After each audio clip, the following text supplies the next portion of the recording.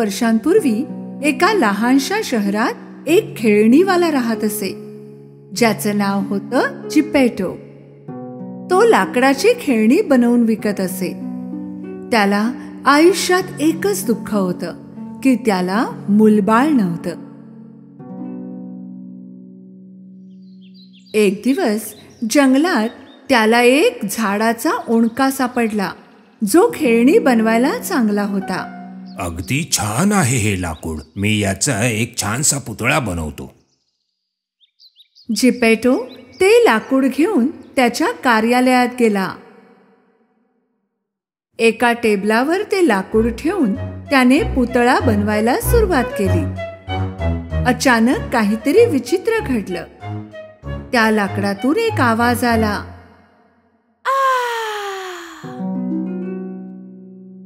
आधी जिपेटो चमकला. मग त्याला वाटलं की त्याने काहीतरी चुकीचं ऐकलं असावं आणि त्याने पुतळा बनवणं चालूच ठेवलं. पण थोड्या वेळाने परत आवाज आला. असं वाटतंय मी म्हातारा झालोय. बहुतेक आता माझे कानही वाजू लागलेत. जिपेटोने आपलं काम चालूच ठेवलं. सगळ्यात आधी पुतळ्याचा चेहरा बनवला, मग त्याचे हात आणि पाय. जिपेटोचा पुतळा पूर्ण झाला. पुतळा खुर्चीवर ठेवून त्याने साफसफाई केली.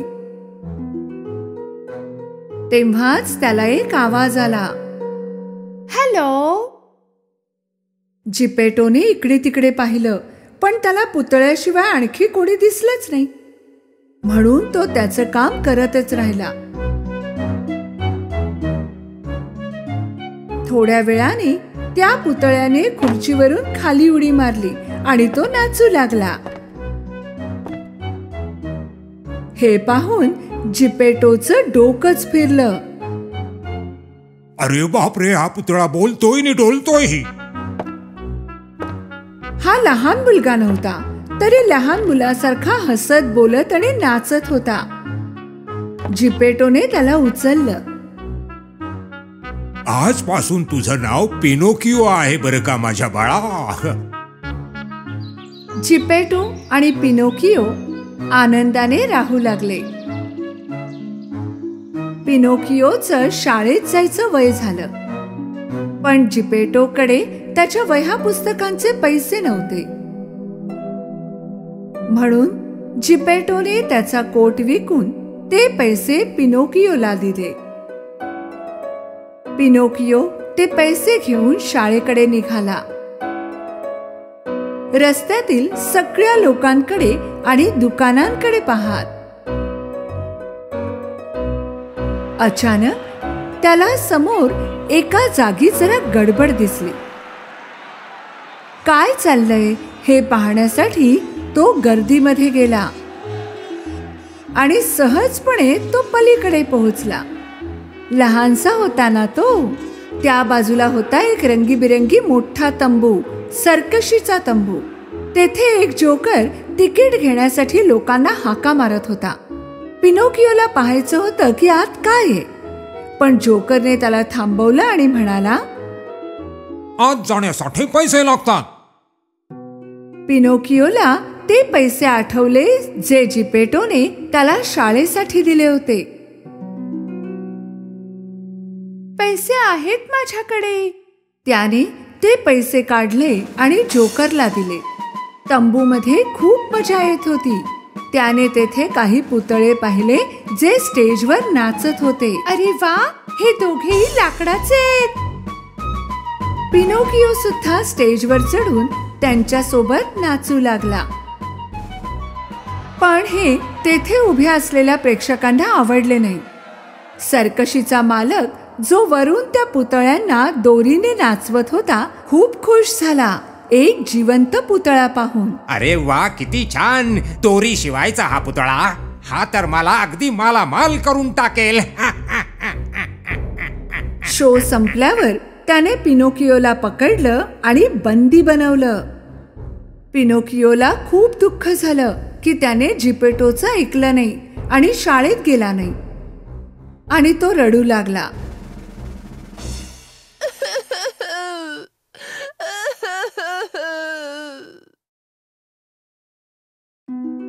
पिनोकियोला असा पश्चाताप झालेला पाहून तेथे एक परी आली. तू तुझ्या बाबांचं ऐकायला हवं होतंस, पण तुला तुझ्या चुकीची जाणीव तर आहे, म्हणून मी तुला इथून बाहेर काढेन, पण अशी चूक पुन्हा करू नकोस हं. पिनोकियो खूप खुश झाला. पण आता माझ्याकडे पैसे नाहीत, मी शाळेत कसा जाणार? परीने जादू केली आणि पिनोकियोच्या हातात पैसे आले. या पैशांचा गैरवापर करू नकोस, आता थेट शाळेत जा. परीने त्याला सर्कशीतून बाहेर काढलं. आनंदाने नाचत बागडत पिनोकियो पुन्हा शाळेकडे जाऊ लागला.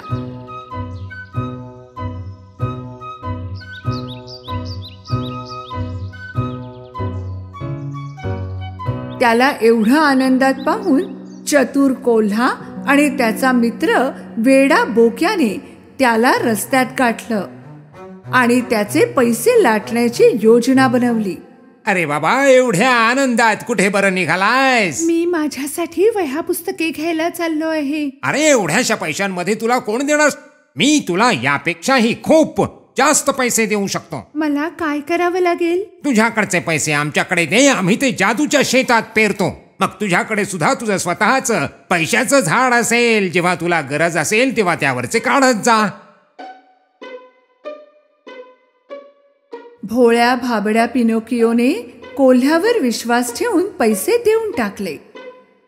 पैसे घेऊन कोल्हा आणि बोका पळून गेले. पिनोकियोला काळजीत पाहून परी पुन्हा आली. तू अजून शाळेत नाही गेलास? मी जे पैसे दिले होते वह्या पुस्तकांसाठी ते कुठे आहेत? परीला माहित होतं की त्याने ते पैसे कोल्ह्याला दिलेत. ती पिनोकियोला म्हणाली, माझ्याशी खोटं बोलू नकोस, नाहीतर शिक्षा करेन मी. तरीही पिनोकियो खोटं बोलला. मी वह्या पुस्तके घेतली, पण शाळेतच ठेवली. एवढं बोलताच त्याचं नाक लांब होऊ लागलं. तू खरं बोलत आहेस का? जसजसा तो खोटं बोलत होता त्याचं नाक लांब लांब होत होतं. इतकं लांब की आता डोकं हलवणं सुद्धा कठीण झालं. अरे अरे, हे काय होतंय? मग त्याने परीला सगळं खरं खरं सांगितलं की काय झालं होतं. पिनोकियोने सत्याचा मार्ग स्वीकारला, म्हणून परीने त्याचं नाक पुन्हा बरोबर केलं. मी तुला माफ केलं कारण तू खरं बोललास. जादूने तिने ते पैसे त्याला परत केले जे कोल्ह्याने त्याच्याकडून घेतले होते आणि त्याला समजावलं की पुन्हा पैसे वाया घालवू नकोस. पैसे हातात ठेवून पिनोकियो पुन्हा नाचत बागडत पुढे निघाला. आणि आता एक नवी समस्या पुढे आली. सर्कशीचा मालक ज्याने त्याला डांबून ठेवलं होतं तो तेथेच उभा होता. सर्कशीचा मालक पिनोकियोवर खूप नाराज होता कारण तो तेथून पळून आला होता. त्याला शिक्षा करायची होती. त्याने पिनोकियोला उचलून समुद्रात फेकून दिलं. पिनोकियो समुद्रात पडला पण बुडाला नाही. तो वरच राहिला कारण तो लाकडाचा बनलेला होता. त्याला वर राहण्यात मजा वाटू लागली आणि त्याने हातपाय हलवून पोहायला सुरुवात केली आणि तो हळूहळू किनाऱ्याकडे येऊ लागला. अरे, हे काय? कुठे आहे मी? पिनोकियोला जाणवलं की तो एका अंधाऱ्या जागी होता. आजूबाजूला काहीच दिसत नव्हतं. खरं तर पिनोकियोला एका मोठ्या माशाने गिळलं होतं आणि आता तो त्याच्या पोटात होता. दुसरीकडे जिपेटो पिनोकियोच्या काळजीत होता आणि त्याला शोधायला बाहेर पडला. Pinocchio, Pinocchio! शेवटी तो तेथे पोहोचला जेथून पिनोकियोला समुद्रात फेकलं गेलं होतं. तेथे मच्छीमारांना त्याने विचारलं. एका मच्छीमाराला माहित होतं मुलाबद्दल. त्याने सांगितलं की तो समुद्रात पडला होता. जिपेटोने त्याला मदत मागितली. त्याला माहित होतं की जिपेटो एक चांगला माणूस आहे. तो त्याला मदत करायला तयार झाला. जिपेटोला त्याने एक छोटीशी बोट दिली पिनोकियोला वाचवायला. जिपेटो बोट घेऊन समुद्रात जात राहिला. थोड्या वेळात एक मोठं वादळ आलं. त्या छोट्याशा बोटीने एका मोठ्या वादळाचा सामना नाही होऊ शकला आणि बोट बुडाली आणि जिपेटो अचानक समुद्राच्या पाण्यात बुडाला. जिपेटोचे वय खूप जास्त होतं आणि त्याला पोहता देखील येत नव्हतं. तो समुद्रात खोल जाऊ लागला. त्याच वेळी ज्या मोठ्या माशाने पिनोकियोला गिळलं होतं त्यानेच जिपेटोलाही गिळलं. जिपेटो त्याच्या गळ्यातून उतरून थेट पोटात गेला आणि त्याला एका लहान मुलाच्या रडण्याचा आवाज आला.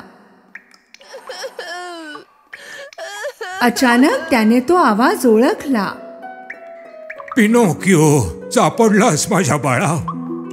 तुला माहित आहे मी किती काळजीत होतो. बाबांचा आवाज ऐकून रडत रडत पिनोकियोने बाबांना मिठी मारली. सॉरी पप्पा, मी तुमचं ऐकलं नाही. मला क्षमा करा. यापुढे मी तुमचं ऐकेन. यावेळी पिनोकियोला खरंच पश्चाताप झाला आहे हे पाहून परीने त्या दोघांना वाचवायचं ठरवलं. परीने त्या दोघांना माशाच्या पोटातून बाहेर काढून किनाऱ्यावर आणून सोडलं. त्या दिवसापासून पिनोकियो शहाणा झाला. तो नेहमी आपल्या बाबांचं ऐकत असे. रोज तो शाळेत जायचा आणि शाळेतून आल्यावर बाबांची मदत करायचा. परीने पाहिलं की पिनोकियो एवढा चांगला मुलगा झाला होता म्हणून त्याला बक्षीस द्यायचं ठरवलं. एका रात्री तो जेव्हा झोपला होता तेव्हा परी त्याच्याजवळ आली आणि त्याच्यावर जादू केली. सकाळ झाल्यावर पिनोकियो शाळेत जायला तयार होण्यासाठी उठला.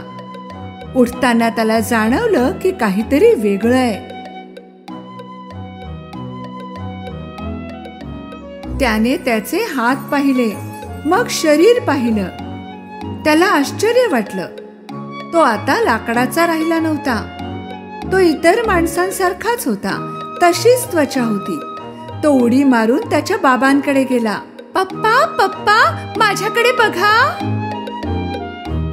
आपला मुलगा संपूर्ण माणसासारखा झालेला पाहून जिपेटोला खूप आनंद झाला. पिनोकियो, आता तू माझा खरा मुलगा झालास. बाप लेकांनी एकमेकाला मिठी मारली, डोळ्यात आनंदाश्रू घेऊन. पिनोकियो नंतर कधीच खोटं बोलला नाही आणि त्याचं नाक जसंच्या तसं राहिलं.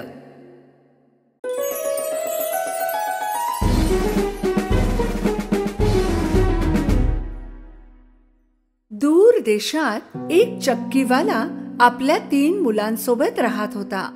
तो चक्कीवाला मरण पावला.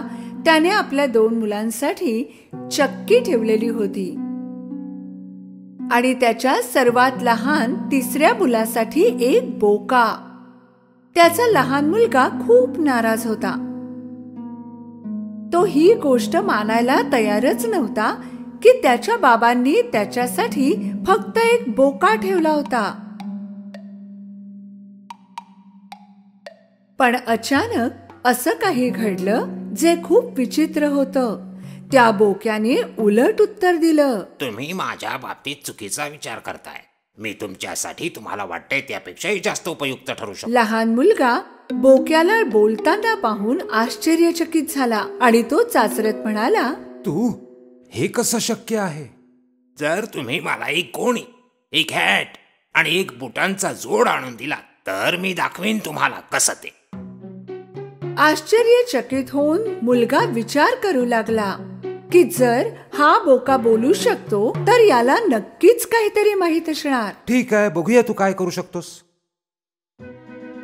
लहान मुलाने त्या सगळ्या गोष्टी आणल्या ज्या बोक्याने मागवल्या होत्या. बोक्याने टोपी घातली, बूट घातले आणि आरशात एक पोज घेत स्वतःला पाहू लागला.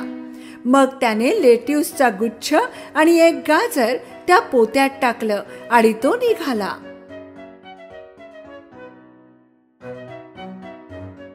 जेव्हा जंगलात त्याने पोतं उघडलं आणि जमिनीवर ठेवलं, काही वेळातच एक ससा भाज्यांचा ताजा सुगंध घेत तेथे आला आणि लेट्यूस आणि गाजर खाण्यासाठी पोत्यात घुसला. बोक्याने झटकन पोतं उचललं, सशाला आत घालून पोतं दोरीने बांधून टाकलं. त्या सशाला आपल्या मालकाकडे घेऊन जाण्याऐवजी बोका त्याला राजमहालात घेऊन गेला आणि पहारेकऱ्यांना सांगितलं की मला महाराजांना भेटायचं आहे. पहारेकऱ्यांना टोपी आणि बूट घातलेला बोका पाहून आश्चर्य वाटलं आणि ते त्याला लगेच महाराजाकडे घेऊन गेले. महाराज, मी तुमच्यासाठी कॅरेबाच्या राजकुमारातर्फे भेट आणली आहे. महाराज, कॅरेबाच्या राजकुमाराने हा गोड ससा तुमच्यासाठीच तर पकडला आहे. राजाला खूप आनंद झाला. खूप दिवस ही परंपरा अशीच चालू राहिली. बोका राजासाठी तऱ्हेतऱ्हेचे प्राणी पकडून आणायचा आणि लवकरच संपूर्ण राज्यात ही गोष्ट पसरली की कारबाचा राजकुमार किती उदार आणि श्रीमंत आहे. जसजसे दिवस सरत गेले, राजाची उत्सुकता वाढत गेली आणि मग एक दिवस त्याने बोक्याला विचारलं, तुझे मालक तरुण आहेत का? होय महाराज, आणि सुंदर सुद्धा. ते धनवान आहेत का? खूपच धनवान महाराज. ते त्यांच्या महालामध्ये आपलं स्वागत करण्यासाठी खूप उत्सुक आहेत. राजा आणि राणी हे ऐकून खूप खुश झाले की ते त्या सुंदर राजकुमाराला लवकरच भेटणार होते. जर बोका जे सांगत होता ते खरे असेल तर मला वाटतं की आपल्याला आपल्या मुलीसाठी एक परफेक्ट पती आणि राजकुमार मिळालाय. काही दिवसांनी बोक्याने माहिती काढली की राजा आणि राणी त्यांच्या मुली समवेत राज्याच्या बाहेर शहराकडे चालले. मी याच दिवसाची वाट पाहत होतो. बोका धावतच त्याच्या मालकाकडे पोहोचला. मालक, आपल्याला त्वरित नदीच्या काठावर जायला हवं, लवकर. लहान मुलाला कळेना की काय होतंय, पण त्याने तेच केलं जे बोक्याने त्याला करायला सांगितलं. पण इथे आपण कशासाठी आलो? पोहायला मालक. पोहायला? पण मला पोहता नाही येत. चांगलंच आहे नाही येत ते. आपले कपडे काढा आणि नदीमध्ये उडी मारा मालक. माझ्यावर विश्वास ठेवा, मी तुम्हाला निराश नाही करणार. लहान मुलाला जसं बोक्याने सांगितलं तसं त्याने केलं आणि त्याने नदीत उडी मारली. बोक्याने त्याच्या मालकाचे कपडे झाडीत लपवून ठेवले. जेव्हा राजाची स्वारी नदी जवळून निघाली, बोका धावतच राजाकडे गेला. मदत करा, मदत करा, माझे मालक कॅरेबाचे राजकुमार बुडताहेत. राजाने लगेच त्याच्या सैनिकांना नदीत उतरण्याचा आदेश दिला. जेव्हा सैनिक बोक्याच्या मालकाला वाचवत होते तेव्हा बोक्याने राजाला सगळी गोष्ट सांगितली. राजाने त्याच्याजवळ उभ्या असलेल्या एका सैनिकाला आदेश दिला, आपल्याकडील उंची वस्त्रामधील वस्त्र राजकुमारासाठी घेऊन या.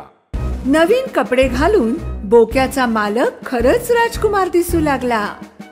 जेव्हा राजकुमार राजाच्या रथाजवळ जाऊ लागला, राजाची मुलगी म्हणजे राजकुमारी आणि राणी त्याला पाहतच राहिली. राजकुमार राजाजवळ आला आणि त्याने वाकून त्यांना नमस्कार केला. मी आपला अत्यंत आभारी आहे महाराज. माझे मालक कॅरेबाच्या राजकुमारांचं हे सौभाग्यच असेल की आपल्याला ते त्यांच्या महालात घेऊन जाऊन आपलं आदरातिथ्य करतील. मी आत्ता जाऊन तयारी करतो. बोका धावतच निघून गेला. लहान मुलाला हे समजलंच नाही की त्याला कारबाचा राजकुमार का म्हटलं जातंय. पण मग त्याने विचार केला की ही बोक्याचीच काहीतरी युक्ती असावी आणि मग तो गप्प बसला. राजकुमारी त्या सुंदर राजकुमाराला पाहून त्याच्यावर प्रेम करू लागली. बोका एका महालाकडे धावत होता.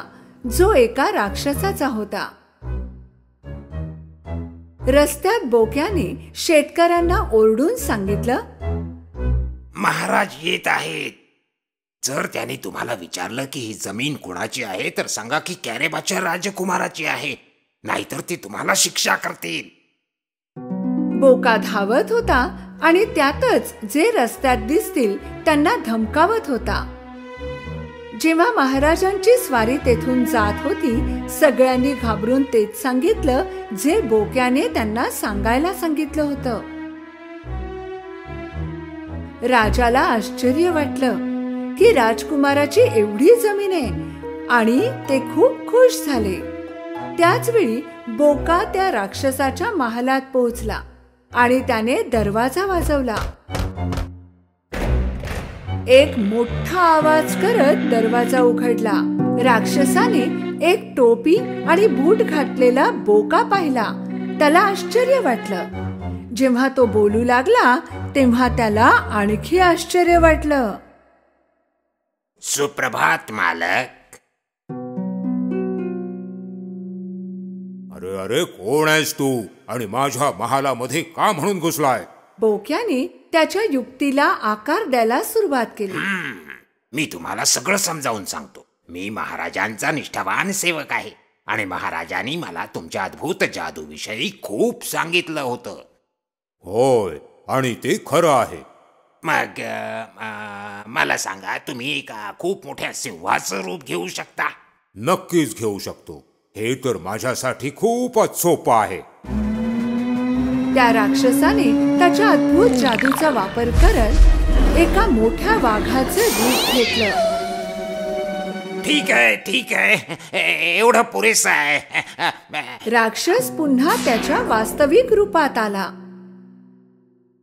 हा तर एक मोठा चमत्कारच आहे, पण मी पैज लावतो की तुम्ही सगळ्यात छोट्या प्राण्याचं रूप मात्र नाही घेऊ शकत. ते तर अशक्यच आहे. काय म्हणालास? अशक्य? मी तर कोणत्याही प्राण्याचं रूप घेऊ शकतो. मग बघूया, तुम्ही उंदराचं रूप घेऊन दाखवा बघू. राक्षस एवढा मोठ्यांदा हसला की बोक्याला एका जागी उभं राहणं देखील कठीण झालं होतं. आणि मग त्या राक्षसाने त्याच्या जादूच्या शक्तीचा वापर केला आणि उंदीर बनला. राक्षस जसा उंदीर बनला, बोक्याने ताबडतोब त्याला पकडलं आणि गिळून टाकलं आणि राक्षसापासून सुटका करून घेतली. काही वेळातच राजाची स्वारी त्या राक्षसाच्या महालाजवळ पोहोचली आणि बोक्याने धावत जाऊन त्यांचं स्वागत केलं. महाराज, यावं महाराज. कॅरेबाच्या राजकुमाराच्या महालामध्ये आपलं स्वागत आहे. चलावं, आत यावं महाराज. राजा, राणी, राजकुमारी आणि राजकुमार कौतुक भरल्या नजरेने महाल पाहू लागले. महालात जाताना राणीने राजकुमाराला विचारलं, माझ्या प्रिय राजकुमारा, तुमचं लग्न झालंय का? नाही महाराणी, पण जर आपली अनुज्ञा असेल तर आपल्या अतिशय सुंदर मुलीशी लग्न करण्याची माझी इच्छा आहे.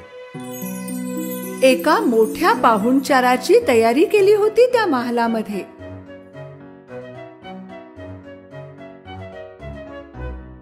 आणि मग राजकुमार आणि राजकुमारीचं लग्न झालं.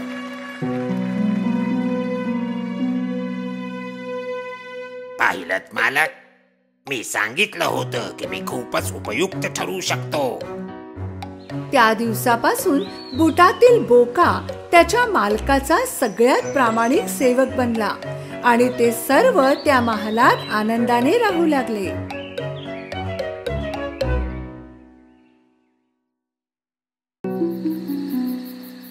खूप वर्षांपूर्वी आमच्या घरापासून थोड्याच अंतरावर एक डार्लिंग कुटुंब राहत असे. त्यांच्या कुटुंबात 3 मुले होती. त्यांची नावे होती जॅन, मायकल आणि वेंडी. वेंडी नेहमी तिच्या आईला सांगत असे की कसा पीटर पॅन तिच्या खोलीत बासरी वाजवत असे. तिची आई तिला नेहमी म्हणायची की या सर्व तिच्या कल्पना आहेत, पण खोलीत पाने पडलेली असायची. त्यामुळे ती गोंधळून जायची. वेंडी नेहमी म्हणायची की पाने पीटर पॅन मधून पडतात. एका रात्री जेव्हा त्यांचे आई बाबा बाहेर गेले होते, त्यांनी मुलांना घरात एकटंच ठेवलं होतं. जेव्हा त्यांना झोप आली ते झोपी गेले. पीटर पॅन खोलीत आला आणि ती पाने शोधू लागला जी तेथेच राहून गेली होती. त्याच वेळी वेंडीला जाग आली. पीटर पॅन, मी तुझीच वाट पाहत होते. तू वास्तवात आहेस यावर कुणाचाच विश्वास बसत नाही. वेंडीने पीटरला पाने परत केली जी तिने पीटरसाठीच लपवून ठेवली होती. तिला पीटर खूप आवडला. वेंडी, मी तुला एक अद्भुत साहसी कथा ऐकवू का? मला साहसी कथा नाही ऐकायची. मला पीटर पॅन म्हणून जगायचंय. त्याच वेळी पीटरची छोटी मैत्रीण परी टिंकरबेल खिडकीतून आत आली.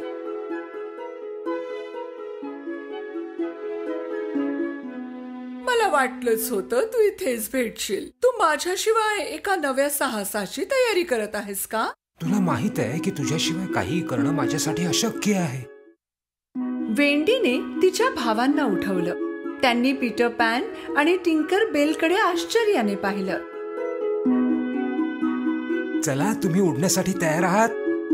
टिंकर बेलने पंखावरची धूळ झटकली आणि पंख मिटून घेतले आणि ते हवेत तरंगले. सर्वांनी एकाच वेळी घर सोडलं. मुले लगेचच नेव्हरलँडच्या दिशेने चालले होते.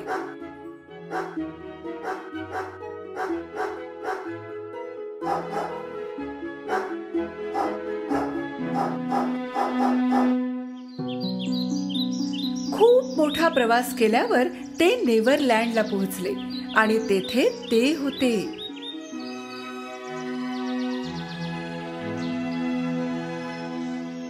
जलपऱ्या,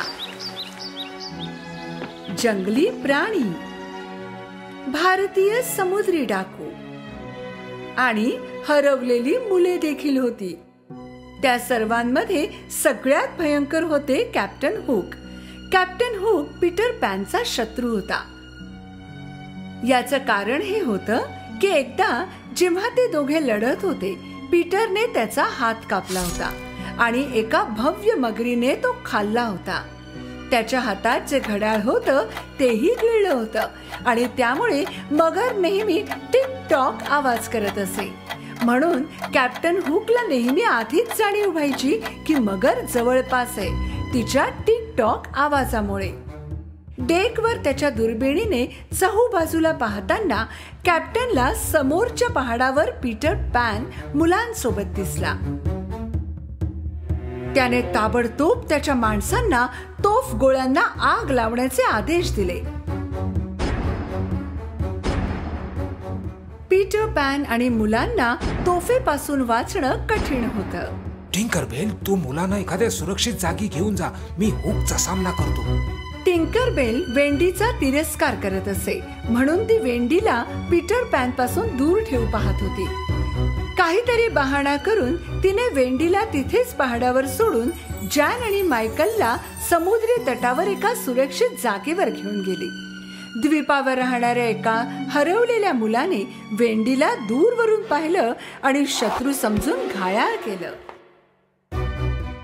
त्याच वेळी पीटर पॅन कॅप्टन हुकशी लढत होता, पण अचानक त्याचा हात खाणाऱ्या मगरीला पाहून घाबरून हुक पळून गेला. जेव्हा पीटर पॅन परतत होता तेव्हा त्याने वेंडीला खडकावर घायाळ अवस्थेत पाहिलं. त्याला खूप वाईट वाटलं. हरवलेल्या मुलांना देखील वाईट वाटलं जेव्हा त्यांना कळलं की वेंडी शत्रू नाही तर पीटरची मैत्रीण आहे. मी मुलांना तुमच्या देखरेखीखाली सोडलं होतं. टिंकरबेललाही दुःख झालं. तिला जाणीव झाली की ती खूप चुकीचं वागली. मला क्षमा कर पीटर, पुन्हा असं कधीही होणार नाही, मी वचन देते. हरवलेल्या मुलांनी वेंडी आणि तिच्या भावंडांसाठी एक छानसं घर बनवलं. रात्री ते सगळे झाडाखाली घरात झोपत असत आणि वेंडीच्या गोष्टी ऐकत असत आणि पीटर घराच्या बाहेर पहारा ठेवत असे. एक दिवस जेव्हा ते खडकावर आराम करत होते तेव्हा त्यांनी समुद्री डाकूंना येताना पाहिलं. समुद्री डाकूंनी भारतीय प्रमुखांच्या मुलीचं अपहरण केलं होतं.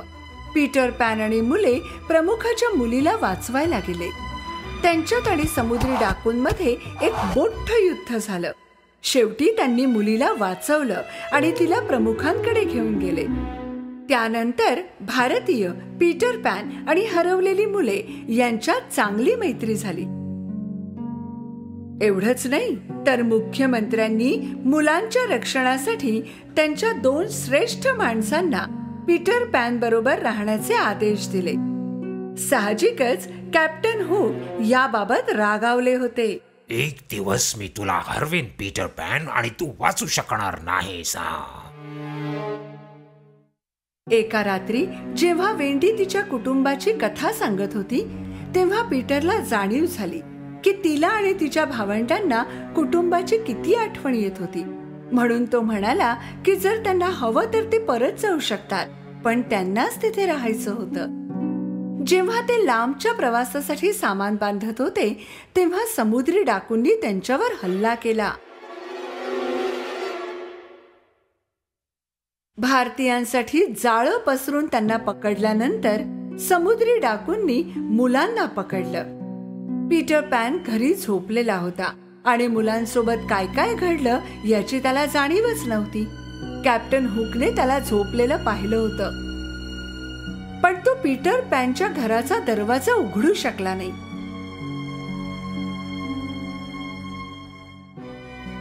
तरीही त्याने सोबत आणलेले विष दरवाजाच्या खाली असलेल्या बाटलीमध्ये भरून ठेवलं, ज्यामुळे पीटर उशिरापर्यंत झोपून राहिला. पीटर पॅन संपूर्ण दिवस झोपून राहिला आणि जेव्हा तो उठला टिंकरबेल खोलीत आली. जे काही मुलांसोबत घडलं ते तिने पीटर पॅनला सांगितल्यावर ते दोघे मुलांना वाचवायला निघून गेले. जेव्हा ते समुद्री डाकूंच्या मुख्यालयावर हॅपी रॉकवर पोहोचले तेव्हा त्यांनी पाहिलं की पहाऱ्यावर कोणीही समुद्री डाकू नव्हता.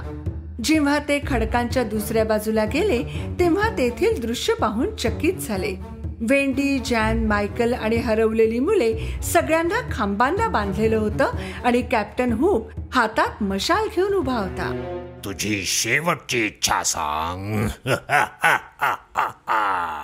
वेंडी सगळ्यात मोठी होती. तिने बोलायला सुरुवात केली. प्रिय मित्रांनो, माझे शेवटचे शब्द ते असतील जे तुमच्या आईने सांगितले असतील. जर आज ती इथे असती तर म्हणाली असती की घाबरण्याचं कारण नाही आणि धैर्याने मृत्यूला सामोरे जा. साहसी बना. करुणा नेहमी यश मिळवून देते, नेहमी. वेंडीचे शब्द ऐकून कॅप्टन हुकला खूप राग आला. तो तिला जहाजावर घेऊन आला आणि तिला एका मोठ्या खांबाला बांधून ठेवलं. त्याच वेळी पीटर पॅन आणि टिंकरबेल मुलांना वाचवायला तेथे पोहोचले. त्याच वेळी भारतीय आणि त्यांचे प्रमुख देखील तेथे मदतीसाठी आले. पीटर पॅनला खूप आनंद झाला कारण त्यांच्या मदतीनेच त्यांनी मुलांना वाचवले. आता वेंडीला सोडवायची वेळ होती. पीटर पॅन आणि मुले कॅप्टन हुकच्या जहाजावर पोहोचले, जेथे मोजकेच समुद्री डाकू वाचलेले होते. आणि जेव्हा त्यांना वाटले की त्यांना मार मिळू शकतो त्यांनी जहाजावरून उडी मारली. हुक, लपण्यासाठी जागा नाहीये, समर्पण कर. पीटर पॅन आणि मुलांनी कॅप्टन हुकच्या दिशेने जायला सुरुवात केली जेणेकरून तो मागे मागे जाईल. आणि अचानक त्याने एक आवाज ऐकला. तो आवाज ज्याची त्याला सगळ्यात जास्त दहशत होती. घाबरून कॅप्टनने मागे वळून पाहिलं तर मगर त्याची पाण्यात पडायची वाटच पाहत होती. वाचवा!